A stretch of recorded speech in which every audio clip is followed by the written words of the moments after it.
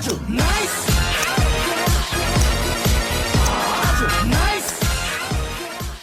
수건으로 우리가 이제 몸에 붙여야 되는지, 뭐 오른팔을 붙여야 되나 왼팔을 붙여야 되나 이런 고민이 굉장히 많으세요. 그리고 스트로크 하실 때 보면 팔이 이렇게 많이 떨어지는 경우를 볼 수가 있거든요. 몸이 이렇게 기울여지면 안 되다 보니까 팔이 이렇게 많이 몸에서 너덜너덜하다고 표현하죠. 좀 따라다니는 부분이 있는데, 수건을 양쪽 겨드랑이에 이렇게 끼시고 스트로크 연습을 많이 해주신다 그러면 몸과 팔의 일치감을 느끼는데 굉장히 좋으세요.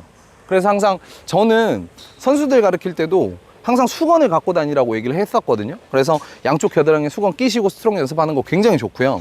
그 다음에 또 수건을 이렇게 댁에서 이렇게 한 반 정도 접은 상태에서 수건을 이렇게 바닥에 깔아 보세요. 그러면 우리가 기준이 딱 생기세요. 그러면 이 수건 위에서 스트로크 연습을 이렇게 해보면 아, 퍼터가 일자로 다녀야 된다라는 기준이 생기실 거예요. 그런데 제가 왜 이 얘기를 많이 드리냐면 보통 싱글 치시는 분들은 그렇지 않지만 대부분 8, 90대 100개 치시는 분들하고 필드를 나가보면 대부분 퍼터를 거의 90% 이상 땡겨 치세요.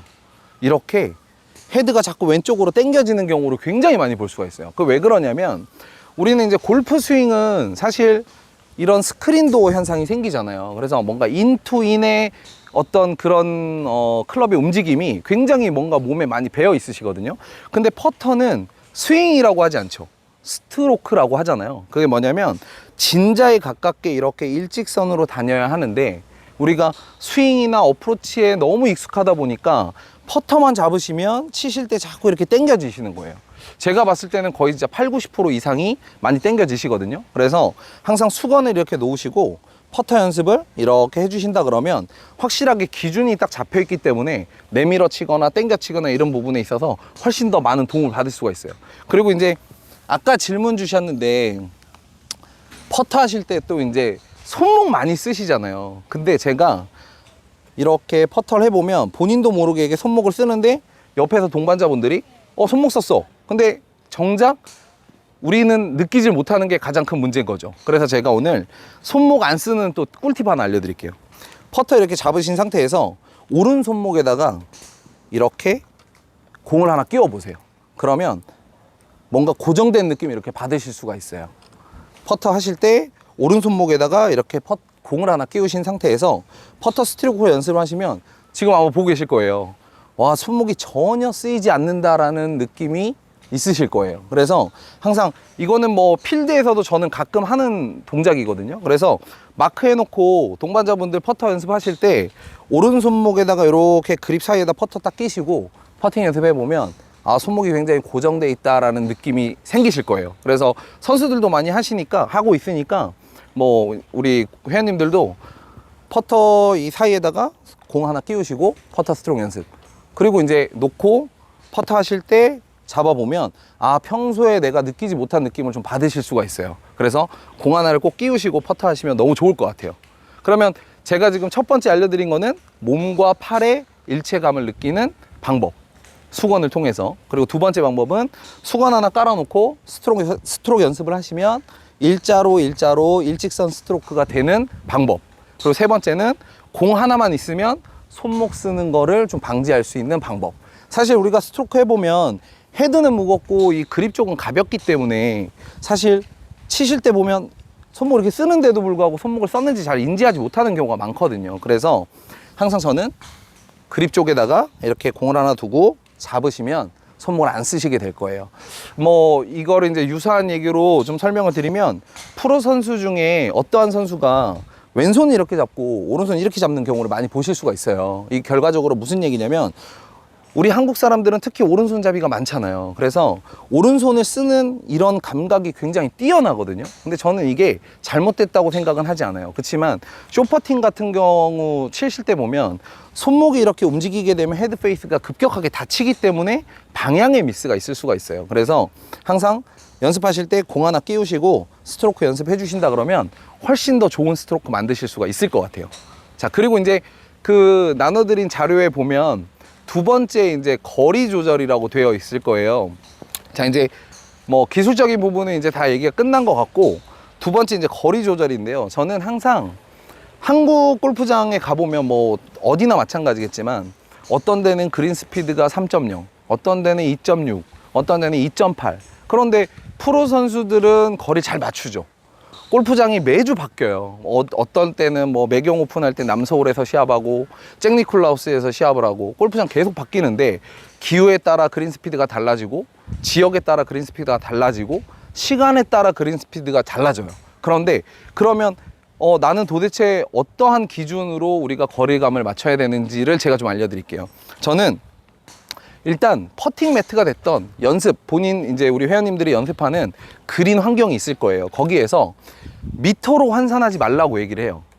걸음수를 만드는 게 굉장히 중요해요. 그래서 첫 번째는 본인만의 걸음 10걸음의 기준을 딱 만들어 놓으시는 게 좋아요. 어디가 됐던. 그러면 이제 제가 예를 들어서 여기서부터 이제 10걸음을 자, 하나, 둘, 셋, 넷, 다섯, 여섯, 일곱, 여덟, 아홉, 열. 뭐 한 이 정도의 걸음수가 이제 거리가 있을 거 아니에요. 그러면 저는 이 걸음에 대한 뭐 공 한 5개 내지는 10개를 가지고 저 정도의 느낌을 10걸음을 내가 백스윙을 얼만큼 해야 되는지를 맞춰 놓는 게 좋아요. 본인이 연습하는 환경에서. 그리고 여기서 뭐가 중요하냐면 자, 10걸음이면 제가 예를 들어서 백스트로크를 한 이 정도 한다. 그러면 5걸음은 한 그 안쪽이겠죠. 그런데 제가 이제 회원님들하고 필드 레슨을 나가보면 그런 기준이 없어요. 그냥 막연하게 뭐니까 얼만큼 들어야 되는지 모르고 크게 들어요. 그리고 두 번째는 짧은데도 크게 들어요. 짧게 드는 연습이 되어 있지가 않은 거예요. 그러다 보니까 가장 큰 미스가 뭐냐면 이 정도 퍼팅을 하는데도 불구하고 크게 들고 이렇게 감속하는 경우가 있어요.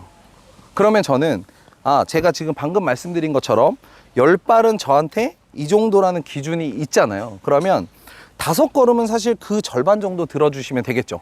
그리고 한 걸음, 2걸음은 그 5걸음 이내에서 퍼터 스트로크가 이루어지면 훨씬 더 정확하다는 거예요. 그래서 일단 우리 회원님들이 연습하는 환경에서 10걸음을 먼저 맞추세요라고 얘기를 하고, 자, 두 번째. 그러면 아까 말씀드린 대로 그린 스피드가 다 다른데, 그러면 10걸음이 내가 연습하는 데서는 나는 이만큼 들면 돼. 근데 어떤 골프장 그린 스피드가 굉장히 빠르고 어떤 골프장 그린 스피드가 굉장히 느리죠. 보면 그린 스피드가 느린 데에서는 내가 10걸음이 좀 빠른 데에서 이 정도였으니까 15걸음으로 쳐보자.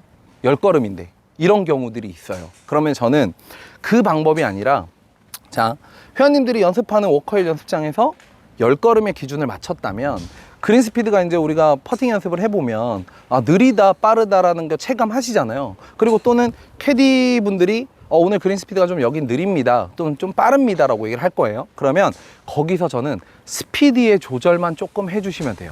자, 이렇게 한번 생각해 볼게요. 회원님들 어프로치 하시잖아요. 어프로치를 한 20m 30m를 요만큼 들으실 건데 여기서 러프나 페어웨이나 똑같이 치시나요? 분명히 다를 거예요.